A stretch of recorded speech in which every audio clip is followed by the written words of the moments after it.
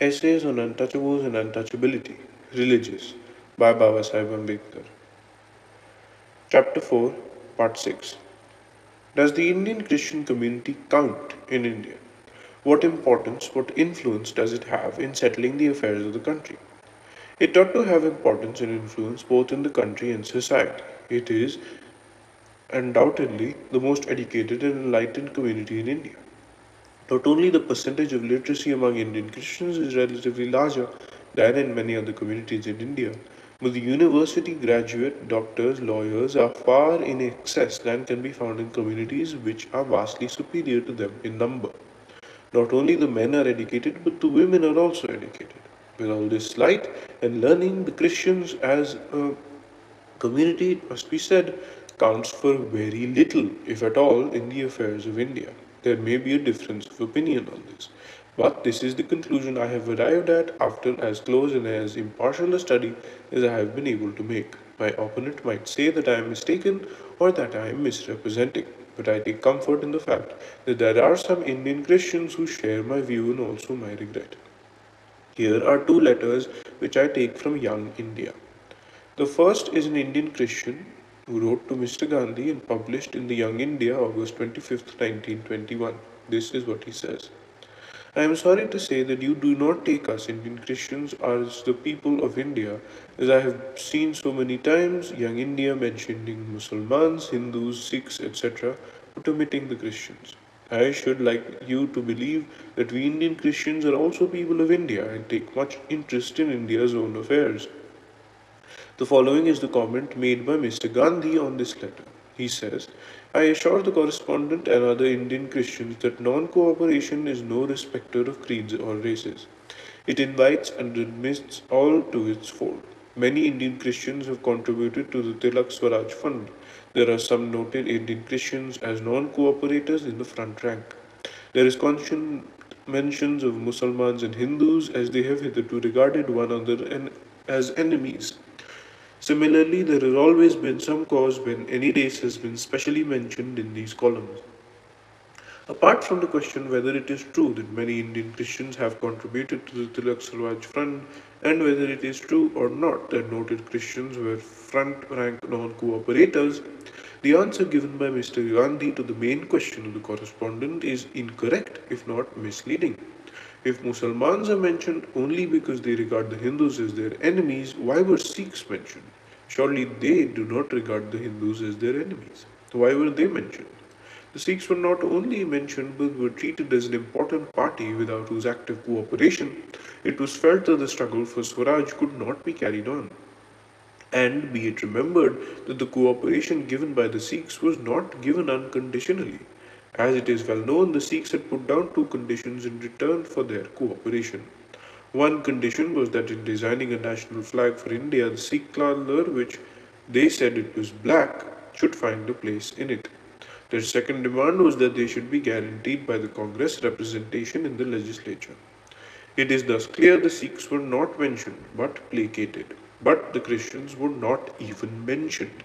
Now, there are only two explanations for not mentioning the Indian Christians. Either they were with the Congress in the struggle for Swaraj, or they were not worth mentioning as being too insignificant.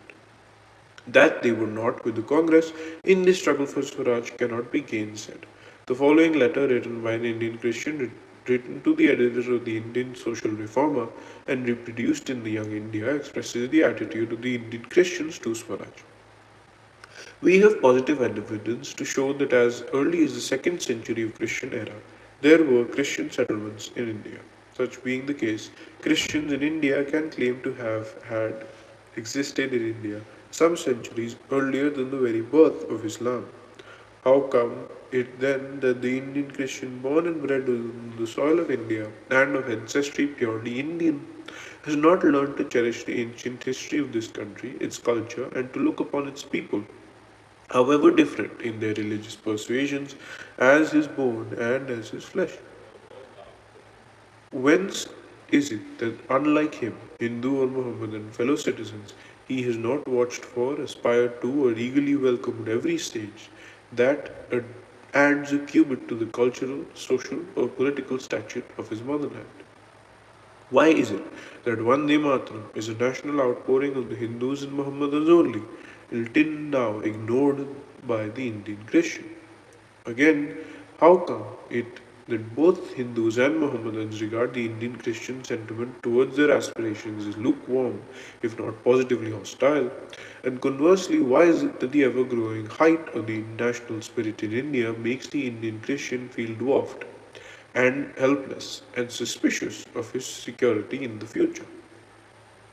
Notwithstanding George Joseph, K.T. Paul, and Dr. S.K. Datta, there is no doubt that the Indian Christian community, far from taking active part in the struggle for Swaraj, was really afraid of it, and that this letter depicts truly the prevailing attitude of the Indian Christians. The reason why the Indian Christians were not mentioned along with the Muslims and the Sikhs is therefore clear. The omission to mention them is certainly not due to their being friends of Swaraj. The only conclusion that one can draw for such an omission is that they did not count. It is a sad thing that so enlightened a community should have no importance and no influence in the affairs of the country. What can be the reasons for such a position? The most obvious reason is, of course, the smallness of its numbers. The weight of its numbers is too small to make its existence felt as a force in public life, as can be the case with the Muslims or the depressed classes. But this cannot wholly account for their insignificance. There must be other factors to account for this. I see two. One is this: the Indian Christians are living in sheltered waters. They are, at any rate, a large majority of them are living in the laps of the missionaries for their education, for their medical care, for religious administration, and for most of their petty needs. They do not look to government, they look to the missions. If they were dependent upon government, they would be required to mobilize, agitate, educate, and organize their masses for effective political action. For without such organization, no government would care to attend to their needs and their requirements. They are not in the current, and not being in the current, they care not for public life and therefore are not recognized in the place of the public. The second reason is that the Indian Christian is a disjointed community and, for lack of a better word, is disunited. All that it has in common is a common source of inspiration. Barring this one thing which they have in common, everything else tends to keep them apart. Indian Christians, like all other Indians, are divided by race, by language, and by caste. Their religion has not been a sufficiently strong unifying force as to make a difference of language, race, and caste as though they were mere distinctions. On the contrary, their religion, which is their only cement, is infected with denominational differences. The result is that the Indian Christians are too disjointed to have a common aim, to have a common mind, and to put a common endeavor. To an Indian Christian from Tamil, a Hindu from Tamil is much nearer than an Indian Christian from the Punjab. An Indian Christian from UP feels greater kinship for a Hindu from UP than he does for an Indian Christian from, say, Maharashtra. In short, the term Indian Christian is just a statistical phrase. There is no community feeling behind this phrase. Indian Christians are not bound together by what is consciousness of kind, which is the test of the existence of a community. I do not know what Indian Christians will think of what I have to say and the weaknesses which infect their life. One thing I can say, it is this: I am deeply interested in Indian Christians because a large majority of them are drawn from the untouchable classes. My comments are those of a friend. They are not the strictures of an adversary. I have drawn attention to their weaknesses because I want them to be strong. And I want them to be strong because I see great dangers for them ahead.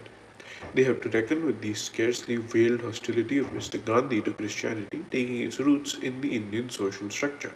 But they have also to reckon with militant Hinduism, masquerading as Indian nationalism. What this militant Hinduism will do to Christians and Christianity can be seen from what happened at Vrindavan very recently. If newspaper reports are true, a crowd of mild Hindus quietly went and burned down the mission buildings in Vrindavan and warned the missionary that if he rebuilt it, they would come and burn it down again. This may be the solitary instance of misguided patriots, or this may be just a piece of what the Hindus are planning to get rid of Christians and Christianity. If it is the shadow of events to come, then Indian Christians must be prepared to meet them. How can they do that except by removing the weaknesses I have referred to? Let all Indian Christians ponder. The end.